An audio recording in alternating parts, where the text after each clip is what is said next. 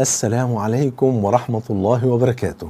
بسم الله والحمد لله والصلاة والسلام على حبيبنا وأسوتنا وقدوتنا وشفاعنا رسول الله صلى الله عليه وآله وسلم.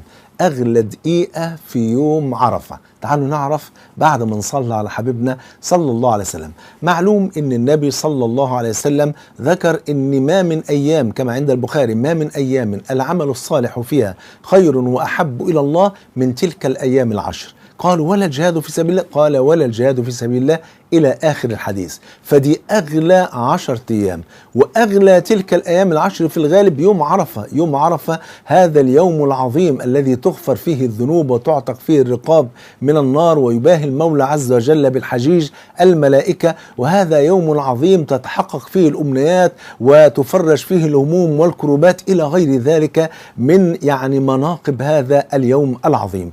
الدقيقة اللي أنا بقول إنها أغلى دقيقة في يوم عرفة، إيه هي الدقيقة دي؟ طبعا معلوم ان اي عبادة بتقع في الايام العشر دي هي اغلى من اي عبادة بتتعمل في اي يوم في السنة بفضل الله سبحانه وتعالى، لان النبي قال كده صلى الله عليه وسلم. وبعدين النبي صلى الله عليه وسلم في حديث رواه الطبراني في الكبير باسناد حسن قال صلى الله عليه وسلم: احب الناس الى الله انفعهم، واحب العمل الى الله سرور تدخله على مسلم، او تكشف عنه كربة، او تسد له جوعا، او تقضي عنه دينا، الى آخر الحديث. طيب ايه رأيكم بقى تبقى اغلى دقيقة في يوم عرفة ان حضرتك او حضرتك تحاولوا تدخلوا الفرحة والسعادة على قلب انسان حزين.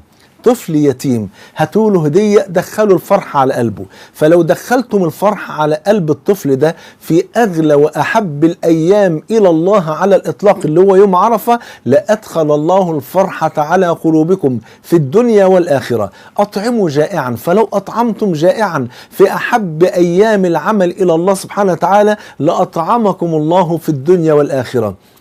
سدوا دين إنسان فقير، فلو فعلتم ذلك لوسع الله أرزاقكم في الدنيا وأغدق عليكم من نعيم الجنة ما لا يخطر على قلب بشر بفضل الله سبحانه وتعالى. المهم في الدقيقة دي حاولوا تدخلوا السعادة على أي إنسان، وقد يكون إدخال السعادة بالسؤال على إنسان، ببسمة في وجه إنسان بائس أو إنسان حزين، بإدخال الفرحة على قلب مهموم، بزيارة مريض والدعاء له، بزيارة ميت والدعاء له عند القبر، دعوة تدخل السعادة عليه في قبره إلى غير ذلك. حاولوا كل واحد يفكر في يوم عرفة أن يدخل السعادة على قلب أي إنسان، وسيدخل الله السعادة على قلوبكم في الدنيا بل وفي الآخرة. بحبكم في الله، والسلام عليكم ورحمة الله وبركاته.